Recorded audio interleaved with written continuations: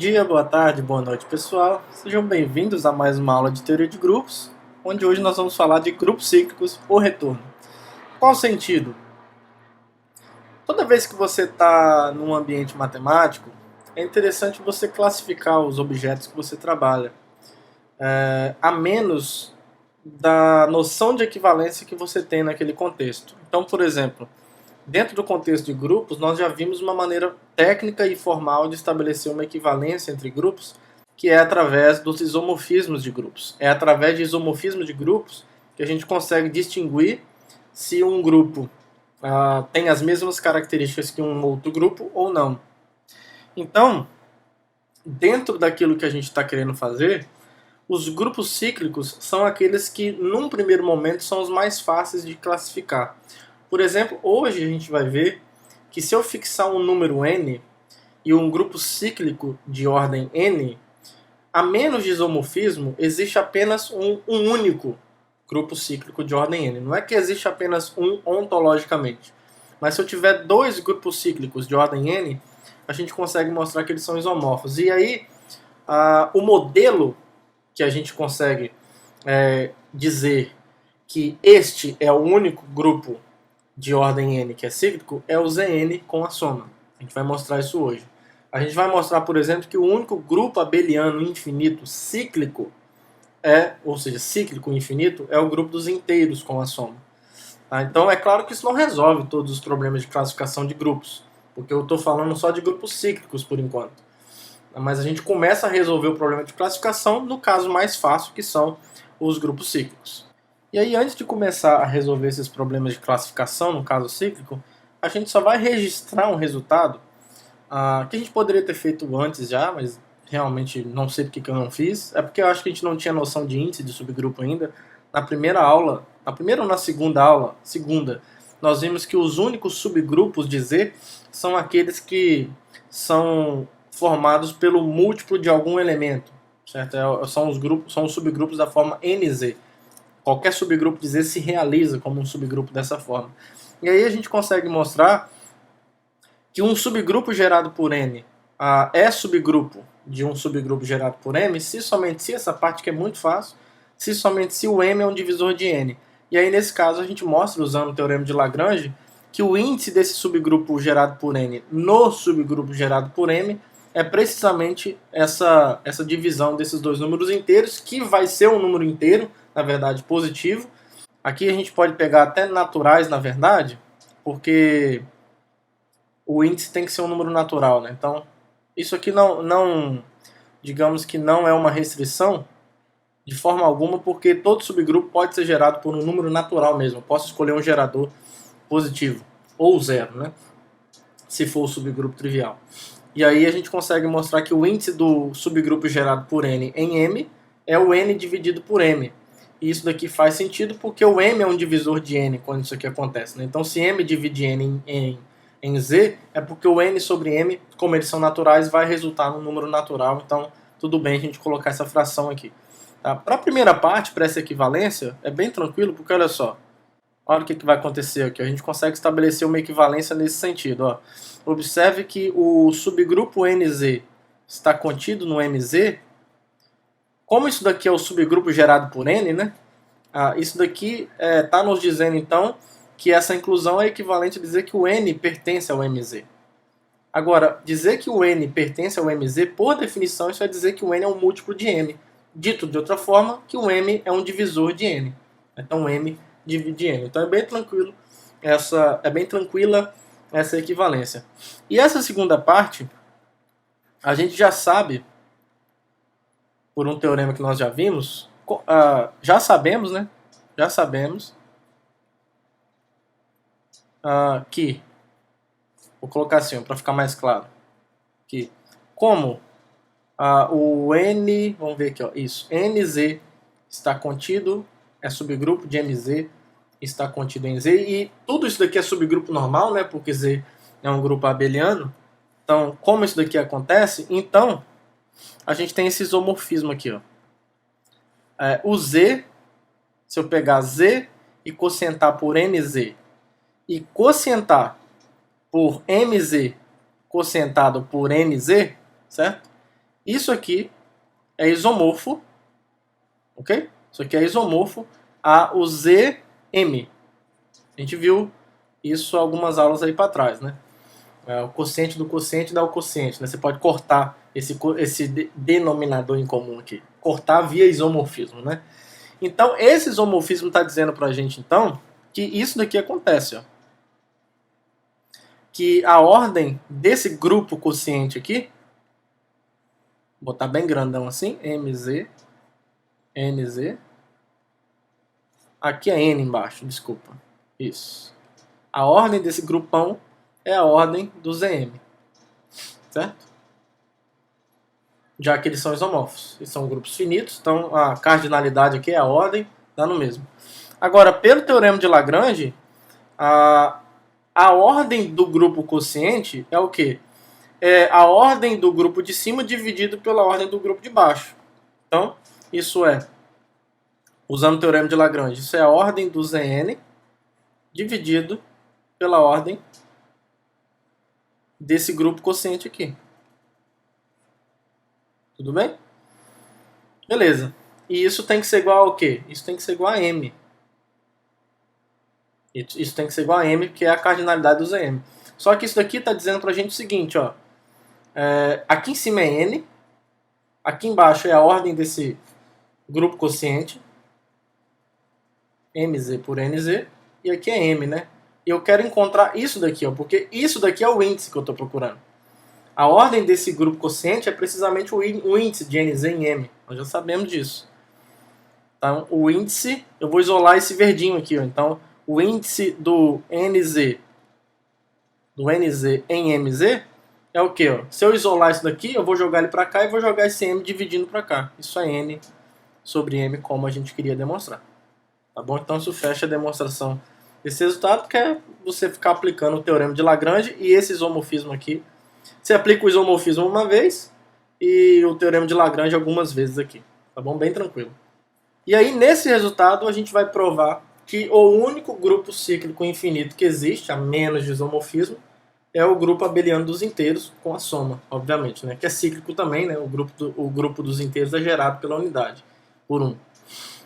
E aí, como é que a gente vai provar isso?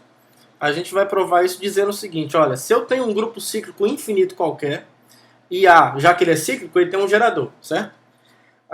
Que eu estou chamando de A. Então, toda vez que eu tiver um grupo cíclico infinito nessas condições, essa função aqui, ó, que associa a cada t o A elevado a t, isso é um isomorfismo de grupos. Tudo bem? E aí, se isso aqui é um isomorfismo de grupos, é porque o G é isomorfo ao Z. Observe que eu não coloquei, além de falar que G é um grupo cíclico infinito, eu não coloquei mais nenhuma hipótese. E a gente está dizendo que, independente de qual seja esse G, eu tenho um isomorfismo entre G e o grupo abeliano, grupo cíclico dos inteiros, tá? Com a soma, o grupo aditivo. Então, isso daqui mostra, em particular, que o grupo dos inteiros com a soma é o único grupo cíclico infinito a menos de isomorfismo. Ou seja, qualquer outro grupo nessas condições necessariamente tem que ser isomorfo a ele. E a gente tem até um isomorfismo explícito aqui, né? Eu tenho até uma maneira de construir um isomorfismo. E aí o item B é só uma conclusão desse item A, que uma potência de A gera G como grupo cíclico, se somente se, nesse caso aqui, se esse T for 1 ou menos 1. Tá? A gente consegue verificar isso também. Então vamos provar esse resultado, que é um resultado de classificação dos grupos cíclicos infinitos. Só tem um modelo. Esse modelo descreve todos os grupos cíclicos infinitos a partir de isomorfismos, né? A menos de isomorfismo. Então, vamos lá, vamos provar o item A primeiro. A gente tem que mostrar que essa função está bem definida, isso não tem nenhuma dúvida. A gente já sabe que o G gerado por A, todos eles são da forma A elevado a T, então a gente já tem até a sobrejetividade, né? Então, essa função está bem definida, sem problema. Vamos mostrar primeiro que ela é um morfismo de grupos. Isso é só um registro, porque o principal que deveríamos ter feito já foi feito na aula de burocracias, de potências de grupos, de potências de elementos em grupos. Então isso aqui acontece porque, se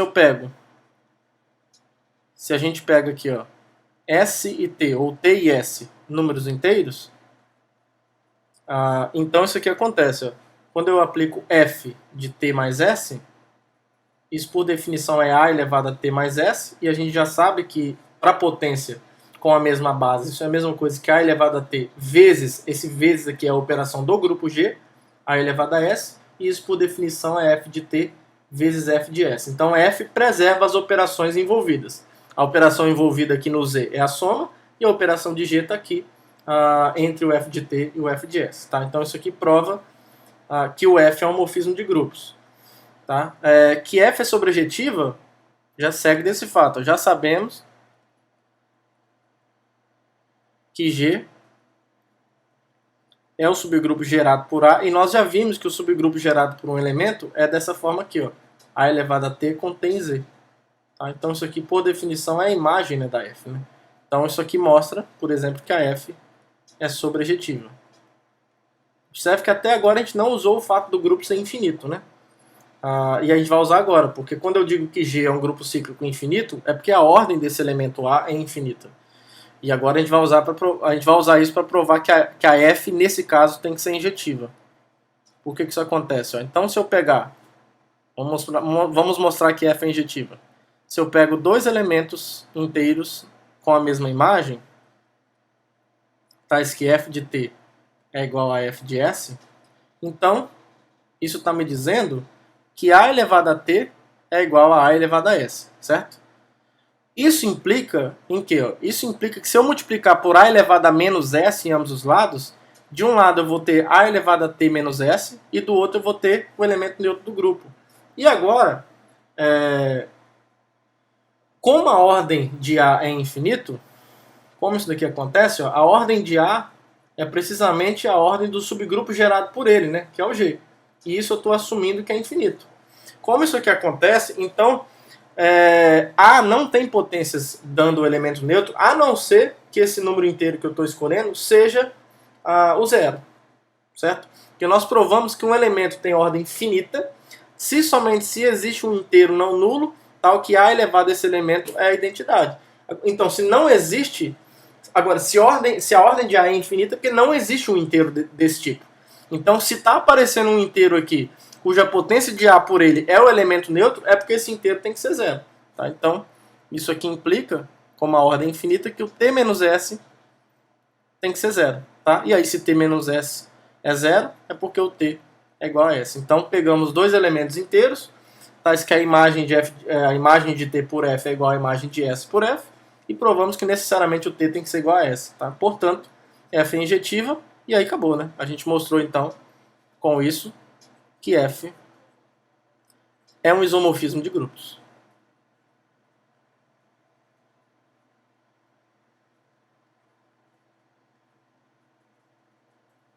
F é um isomorfismo de grupos. Tudo bem?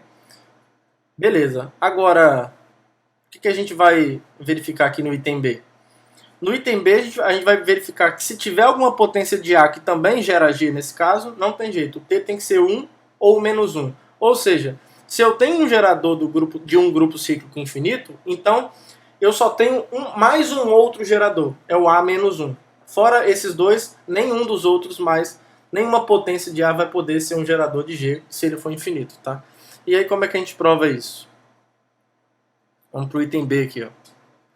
Digamos que essa implicação aqui é trivial, ó, porque olha só, como o subgrupo gerado pelo inverso é igual ao subgrupo gerado pelo próprio elemento, e isso é o grupo G, então isso aqui acontece. O G é igual ao subgrupo gerado por A elevado a T para todo T pertencente a menos 1 em 1. Isso é precisamente dizer a volta aqui. Tudo bem? Se T pertence a 1 menos 1, então o G é gerado por ele. Agora a gente vai provar a ida. Então, suponha que G seja gerado por A elevado a T. Opa, aqui é um Langle. A elevado a T. Então, olha só o que acontece. Ó. Daí, como o A pertence a G, como é que a gente formaliza esse argumento? Como o A pertence a G, então existe um S inteiro, tal que A é igual ao quê? A elevado a T elevado a S, certo? já que o G é gerado por A elevado a T. Isso aqui está me dizendo então que A é igual a A elevado a TS. Tudo bem? Isso aqui está me dizendo então que o F de 1, F é aquele isomorfismo ali de cima, é igual ao F de TS. E a gente já sabe que F é um isomorfismo. E como F é injetiva em particular, né? Porque a ordem é infinita, a ordem de A, então o T vezes S é igual a 1. Então isso aqui está me dizendo que o T é um elemento invertível nos inteiros, no anel dos inteiros. Então não tem jeito. Os únicos invertíveis dos inteiros é o menos 1 e 1. Tá bom? Então isso fecha a demonstração da ida. E agora nessa proposição a gente vai classificar os grupos cíclicos de ordem finita, de ordem n. E aí nós vamos mostrar que na verdade o Zn é o único grupo finito cíclico de ordem n, a menos de isomorfismo claramente. E aí o isomorfismo que a gente constrói é o seguinte: se G é gerado por um elemento A de ordem n, isso eu tenho por hipótese, então a gente consegue explicitamente construir um isomorfismo dessa forma. A gente tem o F indo nas classes de F por n, indo exatamente no A elevado a m. Tá? Então a classe de m, eu coloquei aqui a classe módulo n, obviamente usando o símbolo de mais, porque o grupo Z original tem a estrutura de soma, né? A operação no contexto aí é de soma. Então, por isso que a classe de M, né? A classe lateral à esquerda do NZ por M, eu vou usar a notação de soma, porque é a operação que eu tenho no grupo abeliano Z, no grupo cíclico Z.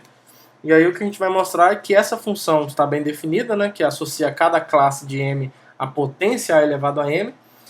Isso é um isomorfismo de grupos. E aí com isso, em particular, a gente mostra formalmente que Zn é o único grupo cíclico de ordem n a menos de isomorfismo, porque qualquer grupo G cíclico de ordem n é dessa forma, e eu consigo construir um isomorfismo entre esse G e o Zn dessa forma, tá bom?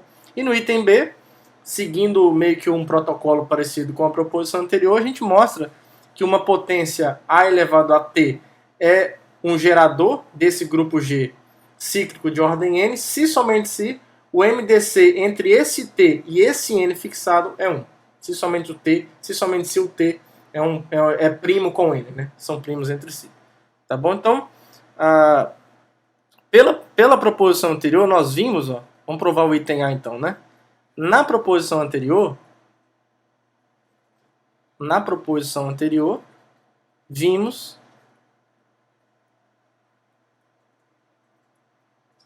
que essa função aqui, que eu vou chamar de φ, que sai de Z, tá? Sem o Zn por enquanto, e que vai em G, que leva, vamos ver aqui, M.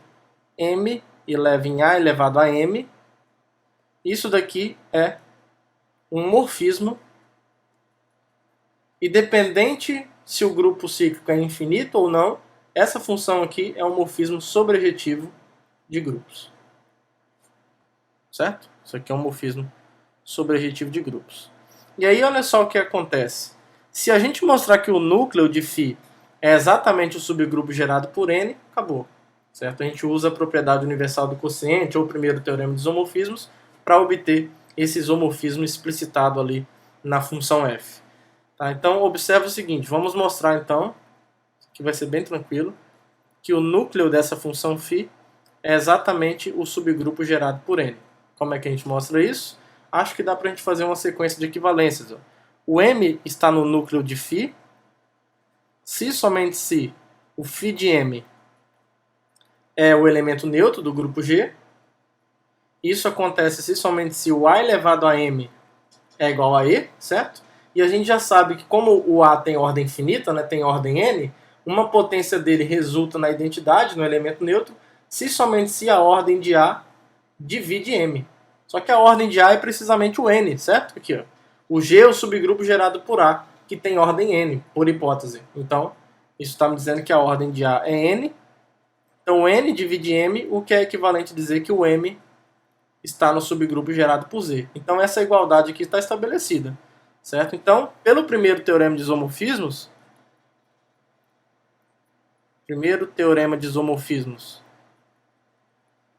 mais propriedade universal, se você quiser,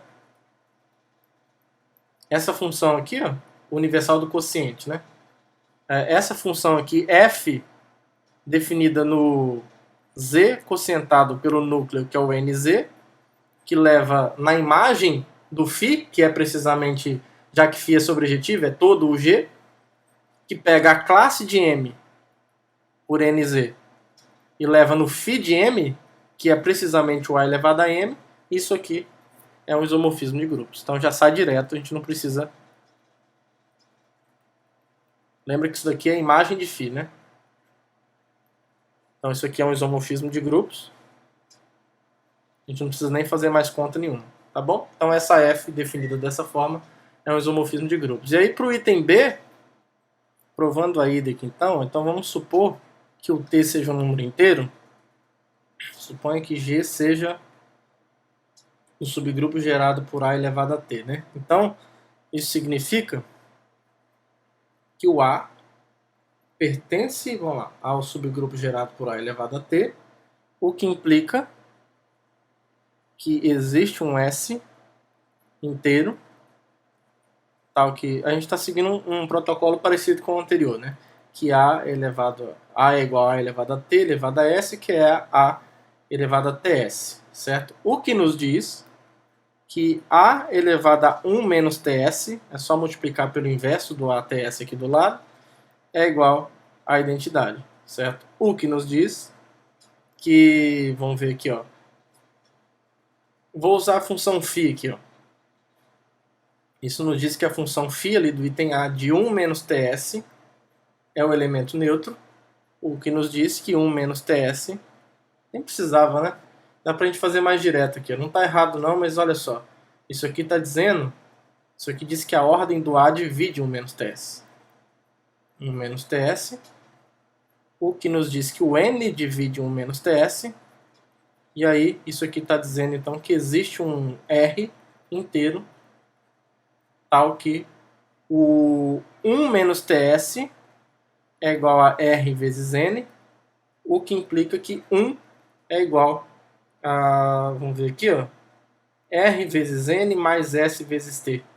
Então, isso implica que 1 está no ideal gerado por n e t, lá nos inteiros, e, portanto, isso implica que o MDC, já que nos inteiros, se eu tenho, como os inteiros é um domínio principal, né, os ideais gerados por dois elementos, por exemplo, vão ser gerados por um MDC, ou por qualquer MDC desses dois elementos. Então, 1 é um MDC entre esses caras. Tá? Então, o MDC de t e n é igual a 1.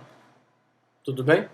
E aí, para a volta, é um pouquinho parecido se a gente supõe que o MDC é bem parecido, na verdade. Se o MDC entre t e n é igual a 1, então é porque existem, vou escrever assim, ó, para seguir até parecido com o que a gente fez anteriormente. Vão existir R e S inteiros, tais que 1 é igual a R, N mais S vezes T. E aí a gente só precisa mostrar que o A está no subgrupo gerado por A elevado a T, né? Então isso aqui vai implicar que o A, que é A elevado a 1, que é A elevado a R vezes N mais S vezes T, isso aqui pode ser escrito assim, ó, A elevado a N elevado a R vezes A elevado a T elevado a S, certo? Só que aqui, ó, o A elevado a N, como o N é a ordem do A, o A elevado a N é o elemento neutro. Então isso aqui é E elevado a R vezes A elevado a T elevado a S. O que é, então, A elevado a T elevado a S, que pertence ao subgrupo gerado por A elevado a T. Então, isso aqui nos diz, se o A está nesse subgrupo, o subgrupo gerado por A também está nele. Tá? O que nos diz que o G é um subconjunto do subgrupo gerado por A elevado a T, mas a outra inclusão é óbvia, né? Se A pertence a G, o subgrupo gerado por A elevado a T também está em G. Então, portanto, como a outra inclusão é óbvia, a gente tem a igualdade. Tudo bem? Então isso fecha a demonstração dessa proposição. Beleza, pessoal? Então, só para recapitular, Zn, então, é o único grupo cíclico de ordem n a menos de isomorfismo. Se você tiver qualquer outro grupo de ordem n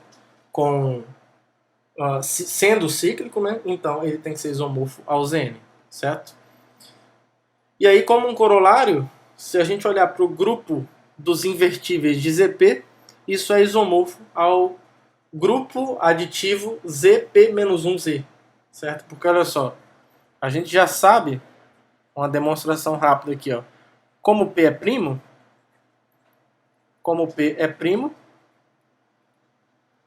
então o ZP é um corpo, e se ele é um corpo, o conjunto dos elementos não nulos formam um grupo multiplicativo, certo? Porque vão ser todos invertíveis. Então, o ZP-Z é um grupo cíclico, né? Porque ZP é um corpo. A gente já viu que toda vez que eu tenho um corpo, o K estrela, que é o conjunto dos elementos não nulos, forma um grupo e ele é cíclico. A gente já a gente viu isso como uma consequência do teorema de Lagrange, né?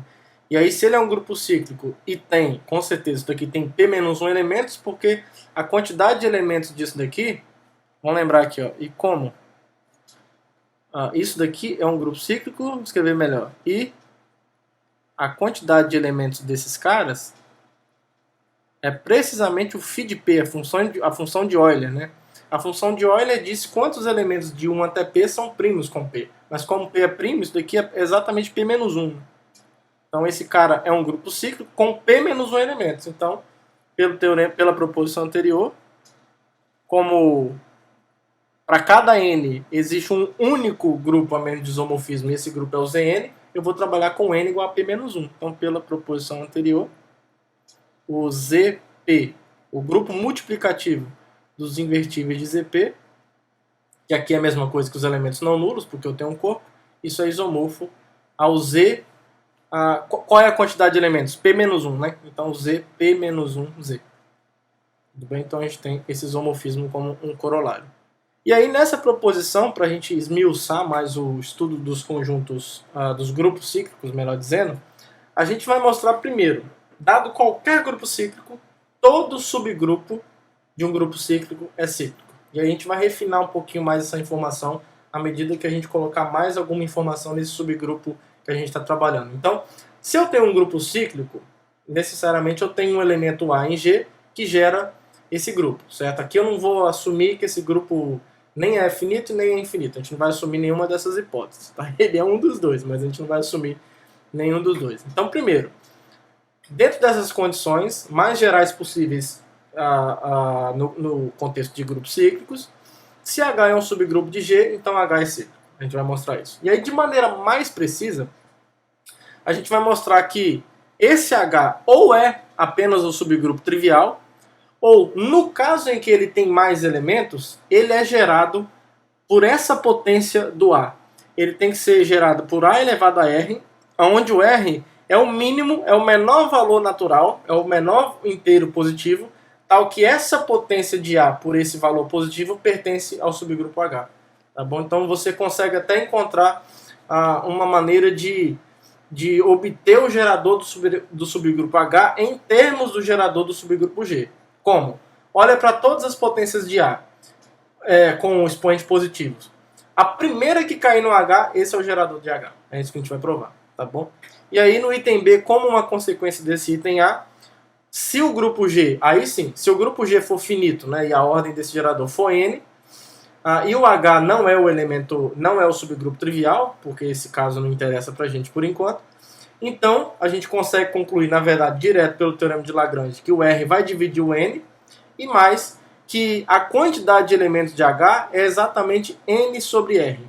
Tá? Aqui eu só frisei que o R divide o N para a gente só mesmo enfatizar o fato de que essa quantidade é um natural mesmo, certo? Não vai dar um racional não natural, uma fração não inteira. Não é esse o caso, tá bom? Então, se você sabe que R é o menor inteiro, tal que a potência de A por esse inteiro cai em H, você pode usar esse R para medir o tamanho de H. O tamanho de H vai ser N sobre R, onde N é o tamanho de G. Exceto quando o grupo H for o subgrupo trivial E, mas aí você já sabe que se o H for o subgrupo trivial dado apenas pelo elemento neutro, então ele só tem um elemento mesmo. Né? Então a gente já sabe. Digamos que essa hipótese não é restritiva, porque o outro caso, a gente já sabe quantos elementos o subgrupo H vai ter. Tá? Então vamos provar esse resultado? Vamos começar pelo item A. No item A, o que a gente vai fazer? A gente vai dividir em dois casos, né? Ó, se o subgrupo H for o trivial, então ele é cíclico, certo? O subgrupo trivial é cíclico, é gerado por E, né? Então, a coisa linda, o H é o subgrupo gerado por E. E isso é cíclico. Sem problema. Então a gente pode sair desse caso e falar sério e supor que o H é diferente do subgrupo trivial. Então, nesse caso, existe, né? Então, existe que eu vou chamar de Y aqui, em H, com Y diferente do elemento neutro. Tudo bem? E aí, se o Y pertence ao H, em particular, ele pertence ao G, certo? Então, em particular, o Y pertence ao G, porque H é subgrupo de G, o que implica que o Y não precisa desse implica não, porque o G é o subgrupo gerado por A, certo? Aí sim, isso aqui implica que existe então um T inteiro, tal que o Y é A elevado a T, certo? Agora, eu talvez tenha esquecido de falar, essa primeira discussão que eu estou fazendo aqui é só para a gente ter certeza, pessoal, que quando o H é diferente do E, esse conjunto aqui é diferente de vazio, tá? Porque para eu pegar um mínimo de algum conjunto, de alguns subconjuntos naturais, eu tenho que ter certeza que esse conjunto é não vazio. Então é isso que eu estou fazendo agora, garantindo que no caso em que o A é diferente de E, esse conjunto aqui é não vazio. Tudo bem? E por que isso vai acontecer? Primeiro, esse T aqui não pode ser o zero, porque eu estou garantindo que o Y é diferente do E, né? Então, como o Y é diferente de E, então o T tem que ser diferente de zero. E aí, ou o T é maior que zero, ou o menos T é maior que zero. E por que eu estou enfatizando isso? Porque como H é um subgrupo, de G, isso aqui acontece, ó. De G, então, o Y a menos 1 também pertence ao H, né? Logo, olha só o que está acontecendo. O A elevado a T, que é o Y, e o A elevado a menos T, que é o Y elevado a menos 1, pertence ao H. Então, assim, se esse T original for maior que zero, ótimo, a gente tem alguém nesse conjunto. Mas pode acontecer desse T ser menor que zero. Não tem problema. Se o T for menor que zero, eu vou olhar para o A elevado a menos T. O A elevado a menos T pertence ao H e o menos T é maior que zero. Tá? Então, isso significa que esse conjunto aqui, ó, eu vou usar outra letra agora, L pertencente a Z, tal que A elevado a L. Opa! A pertencente aos naturais, positivos, tais que o A elevado a L pertence ao H, esse conjunto é diferente de vazio. E era isso que a gente precisava para tomar o mínimo. Tá? Então, assim, podemos tomar tudo isso para explicar, aliás, para justificar que a gente pode tomar, então, o mínimo desse conjunto.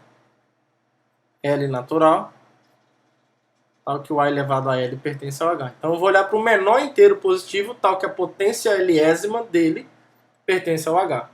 Tá? E aí o nosso objetivo agora é mostrar que o H é o subgrupo gerado por A elevado a R. Né? Então, assim, como o A elevado a R pertence ao H, porque o R é um elemento desse conjunto, então não tem jeito. O subgrupo gerado por A elevado a R é um subgrupo de H. Está contido em H sem problema. Agora a gente precisa dar a volta, né? Então, reciprocamente, ou por outro lado, agora eu vou pegar um H qualquer no H e mostrar que ele é uma potência de A elevado a R. Então, por outro lado, vou pegar um H qualquer no H. Certo? De novo, como o H é um subgrupo de G, como o H é um subgrupo de G, existe alguma potência do A, de modo que o H é potência do A, por enquanto. Então, H... Opa, deixa eu melhorar aqui. Existe um M inteiro, tal que o H é A elevado a M. E aí agora a gente vai usar a divisão euclidiana. Eu vou pegar esse M e dividir por R. Tá? Daqui a pouco vocês vão ver por que isso é interessante. Então, pelo algoritmo de Euclides, quando a gente divide, então pelo algoritmo euclidiano, que existe nos inteiros, eu posso descrever o m assim, ó. Quando eu divido o m por r, eu tenho um quociente q, aqui está o r, mais um s, que é o resto aqui, onde o s é maior ou igual a zero e é menor do que o divisor que é r, né? O divisor que é r. E aí, olha só o que acontece. A gente vai ver que o a elevado a s está em h também. E aí, como o s é menor que r, que é o mínimo dos naturais que satisfaz isso, isso vai obrigar o s a ser zero, e isso vai obrigar o m a ser q vezes r, e aí isso vai obrigar o h a ser a elevado a r elevado a q, que era o que eu queria. Tá? Então, note que isso aqui acontece. Ó. Note que o a elevado a m é a elevado a q vezes r vezes a elevado a s, certo? Que é o quê? Ó? Que é a elevado a r elevado a q vezes a elevado a s. Isso implica, então, que o a elevado a s, se eu isolar ele, vai ficar assim, ó. A elevado a m vezes o inverso desse cara. A elevado a r elevado a q elevado a menos 1. Agora, olha só o que está acontecendo. Ó. O a elevado a m é o h, certo? Isso aqui é o h. Isso aqui pertence ao subgrupo h. Aqui, ó. O a elevado a r também pertence ao h. Se a elevado a r pertence a h, ele elevado a qualquer inteiro se mantém em h. E aí, se eu pego esse cara que está em h e olho para o inverso dele, h é subgrupo. Então, isso daqui também pertence a h. Tudo bem? Logo, como S é menor que R, a minimalidade de R, com essa propriedade, né, eu esqueci de escrever isso aqui, né, isso aqui pertence ao H. Então, a minimalidade de R com essa propriedade implica necessariamente que o S tem que ser zero. E se o S for maior que zero, ele vai ser um elemento desse conjunto aqui, ó. Tá? E aí ele vai ser um elemento desse conjunto menor que o mínimo. Isso é absurdo. Tá? Então isso implica que o S é igual a zero. Então se o S é zero, é porque o M, originalmente M vezes Q mais S, é só Q vezes R. Eu nem sei o que eu falei aqui. M, que originalmente é Q vezes R mais S, não sei se eu falei isso, não lembro. Então ele é só Q vezes R. E aí o H, que originalmente era A elevado a M, isso é A elevado a... Vou escrever R vezes Q, tá? Vai ficar melhor. Isso é A elevado a R elevado a Q, que por definição está no subgrupo gerado por A elevado a R. Então a outra inclusão está demonstrada, tá? Portanto, isso aqui prova que o H é o subgrupo gerado por A elevado a R. Tudo bem? E aqui para o item B a gente vai usar novamente a divisão euclidiana, tá? Primeiro para mostrar que o R divide N, depois para mostrar que a ordem de H é N sobre R, fazendo o seguinte, ó. Pelo algoritmo de Euclides, agora a gente vai dividir N por R. Tá? Então, pelo algoritmo de Euclides,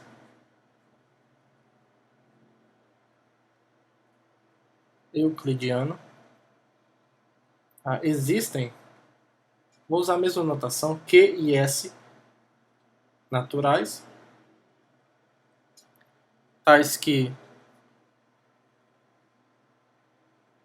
o N é Q vezes R mais S, onde o S é menor que R e é maior ou igual a zero. Certo? A gente vai usar um argumento bem parecido agora, elevando o A a N. Tá? Porque olha só, daí, como o N é a ordem de A, isso é o A elevado a N, certo?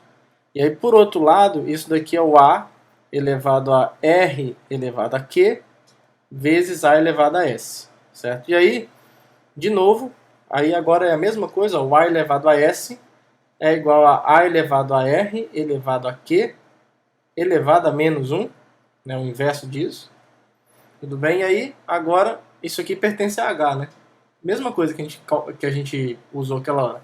Isso aqui pertence ao H.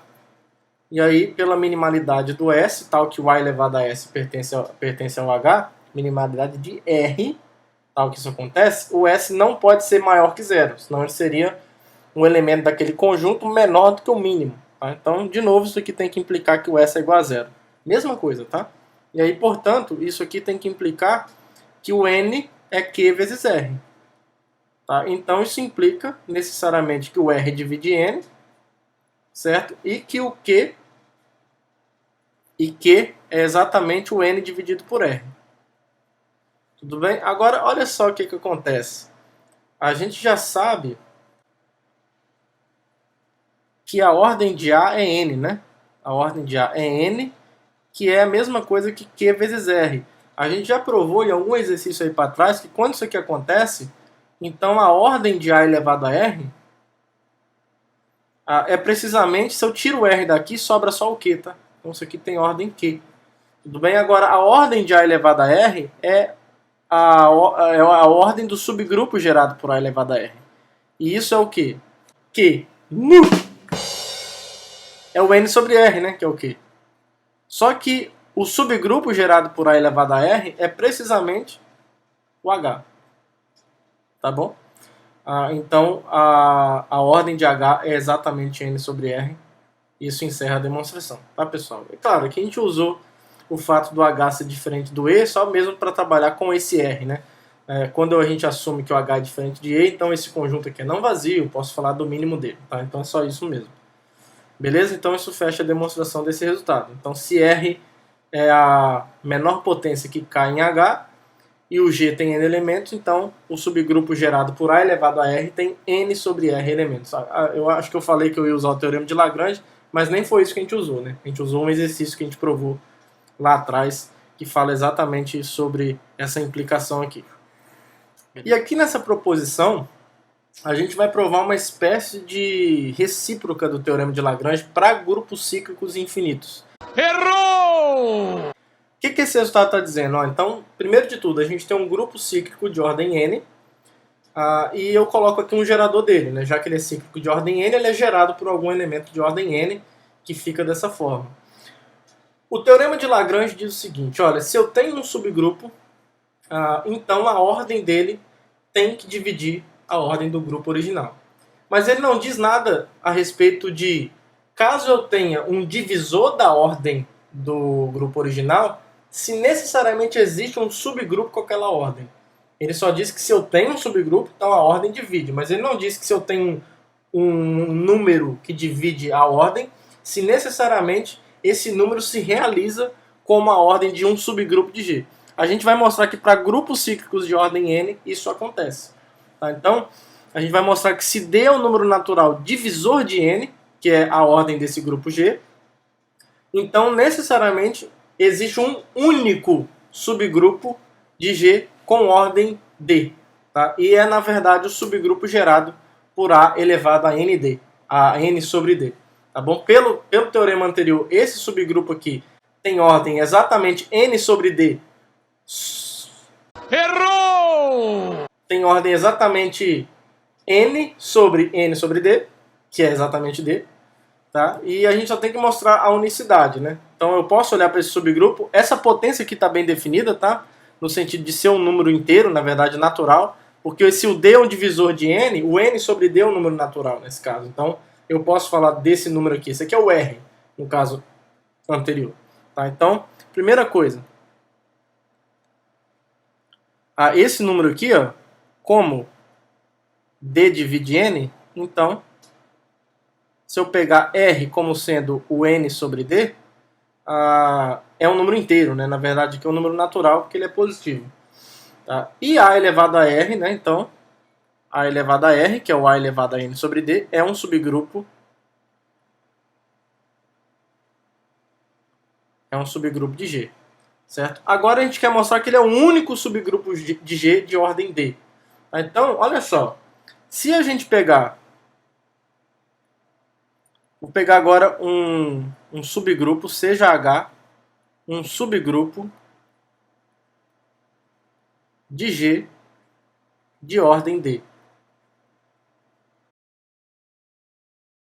E aí, olha só, se o D for igual a N, que é um caso trivial, então isso quer dizer que o H é todo o G, né? Se H é um subgrupo de G e G tem N elementos, então o H tem que ser igual a G, né? O H tem que ser igual a G, que é o subgrupo gerado por A, que é o subgrupo gerado por N sobre N, né? Que é o A elevado a 1. velho conhecido, N sobre N. Então tá bom. No caso em que D é igual a N, a unicidade está provada, né? O H tem que ser o subgrupo gerado por N sobre N. Então a gente pode assumir que o D é menor que N. Então a gente pode assumir que o D, que 1 é menor ou igual a D, que é menor que N.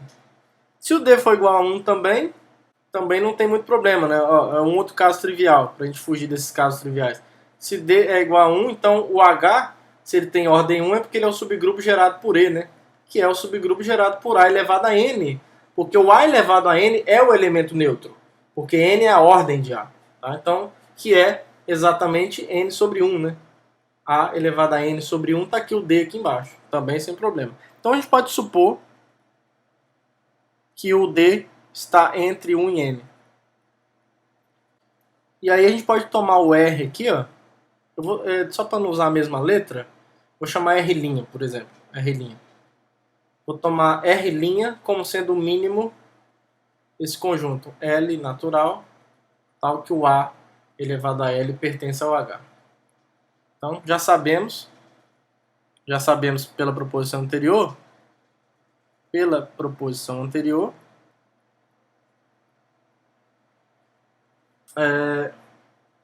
o H é precisamente o subgrupo gerado por A elevado a R'.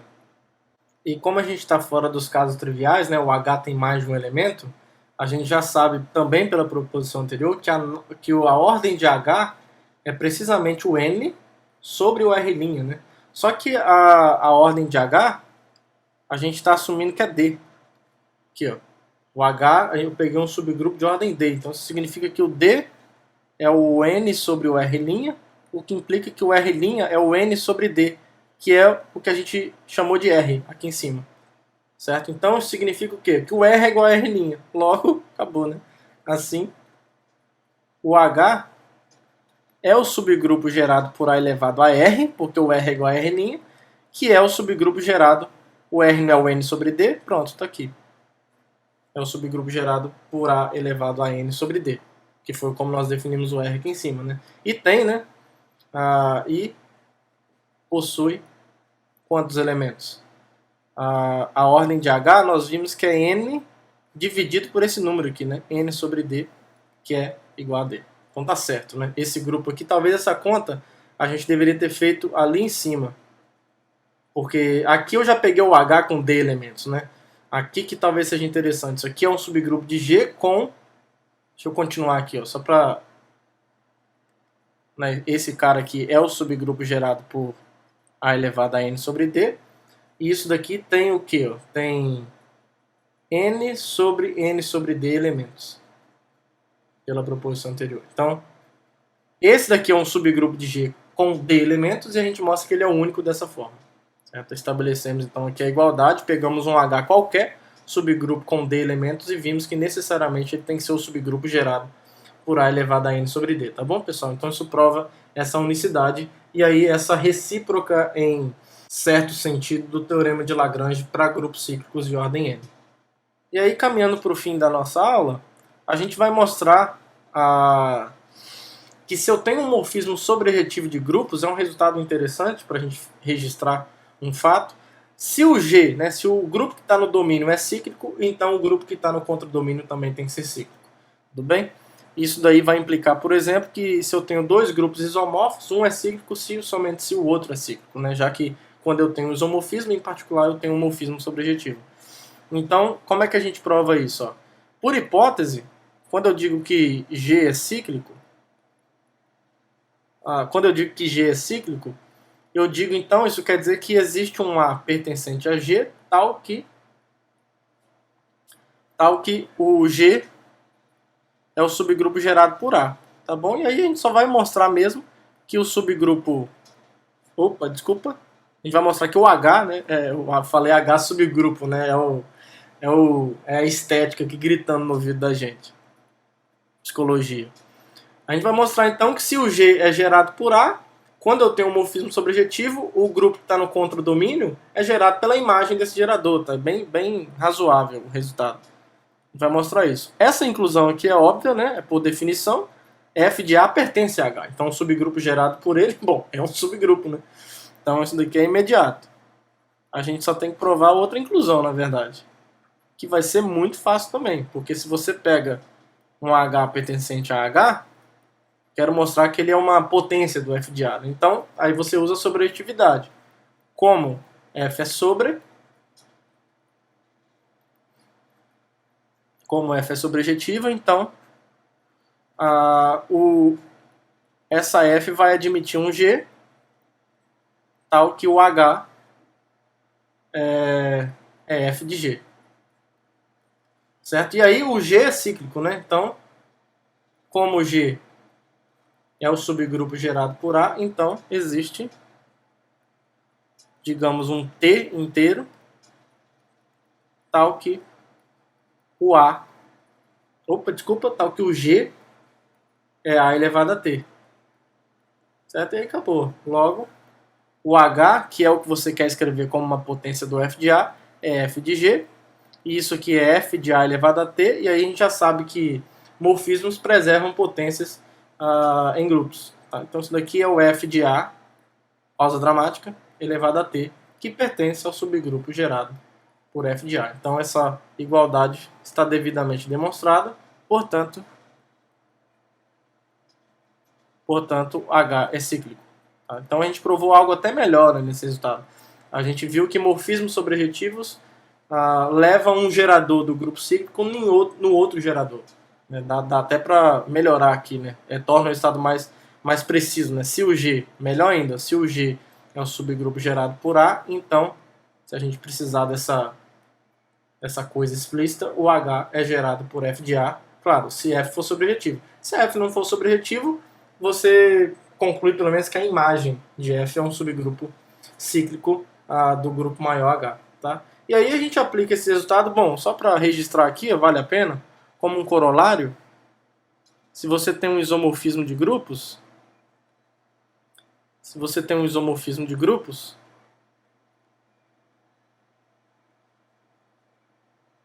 acho que eu cheguei a comentar, eu acho que a gente chegou até a usar esse resultado aqui antes, eu tinha deixado como exercício, e aí eu falei para vocês que ia ter um resultado que ia fazer com que esse exercício saísse bem mais fácil. Chegou a hora. Então se eu tenho um isomorfismo de grupos, então G é cíclico, se somente se H é cíclico. Tá? Então de fato a propriedade do grupo ser cíclico é uma propriedade algébrica no contexto de grupos. Tá? É uma propriedade invariante por isomorfismo de grupos, e isso segue imediatamente dessa proposição, porque se f de G para H é um isomorfismo e G é cíclico, você tem um morfismo sobrejetivo, então H é cíclico. E para a volta, se o H é cíclico, a função inversa aqui é um morfismo sobrejetivo de H para G. Então se o H é cíclico, o G também é. Tá? Então é bem imediato, não tem nem o que escrever.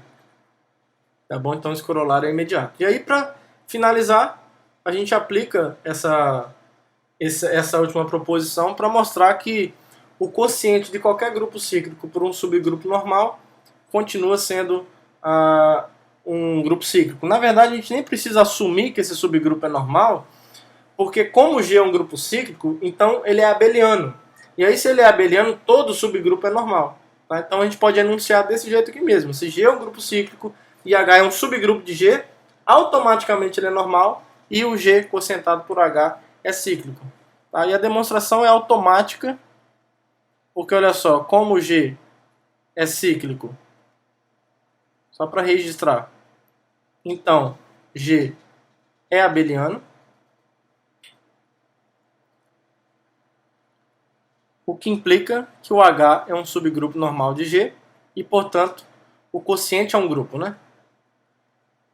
O quociente é um grupo e a gente já sabe que toda vez que o quociente é um grupo, o morfismo quociente sempre é um morfismo sobrejetivo.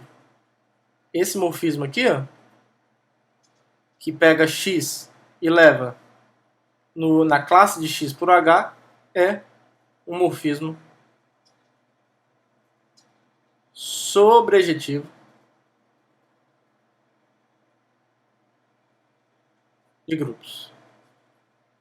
E aí acabou, né? Porque como o G é cíclico, a gente acabou de provar que o contradomínio de qualquer morfismo sobrejetivo de grupos onde o domínio é cíclico também vai ser cíclico. Então, como G é cíclico Então, pela proposição anterior,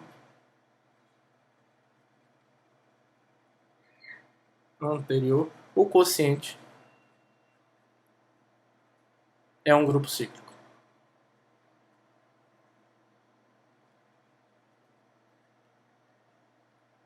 Tudo bem, pessoal? Então isso encerra a nossa aula de hoje, que foi um retorno aos grupos cíclicos e na verdade, estabelecendo alguns resultados que a gente não tinha estabelecido antes, porque outras coisas vieram à tona, mas não tem problema, está estabelecido agora.